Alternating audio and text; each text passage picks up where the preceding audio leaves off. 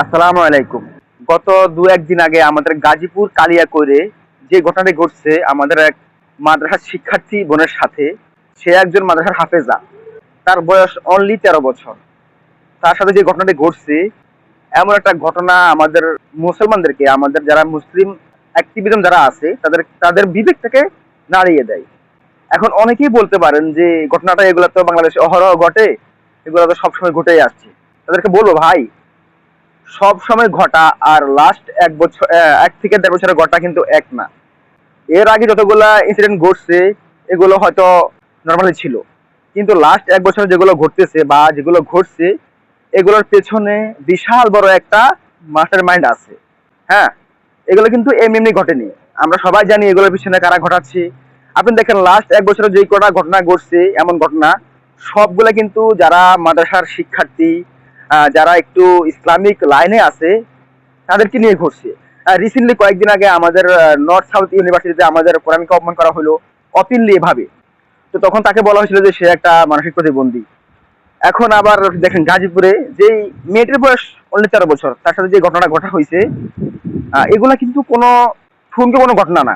এগুলোর পেছনে বিশাল বড় একটা মাস্টার মাইন্ড আছে।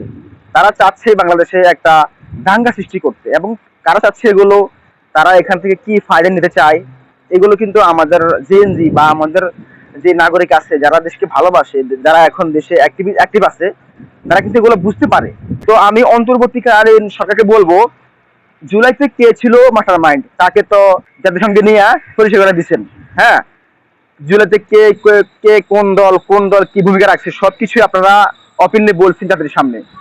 তো এখন বলবো, কারা লাস্ট ১ বছরে আমাদের মাদ্রাসার শিক্ষার্থীদের উপর এমন এই ঘটনাগুলো ঘটাচ্ছে, সেই মাস্টার মাইন্ড কে, তাকে খুঁজে বের করুন এবং তার যথাযথ বিচার করুন। এটা আমাদের দাবি না, এটা আমাদের অধিকার। আমাদের বাংলাদেশে, আমাদের মুসলমানের দেশ, এখানে কিন্তু অ্যাকচুয়ালি এখন এক হিসাবে আমরাই এখন বাংলাদেশে সংখ্যালঘুদের মতো আছি।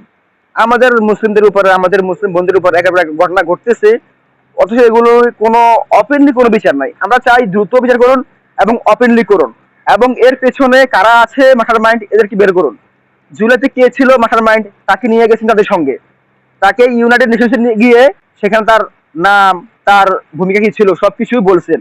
এবার দয়া করে কাইন্ডলি, কারা আমাদের দেশে আমাদের মুসলমানদের মেয়েদের উপর এমন একটা ঘটনা ঘটায়, এর পেছনের মাস্টার মাইন্ড কে, এগুলো আমাদের জানান এবং এদের উপযুক্ত বিচার করুন। ধন্যবাদ।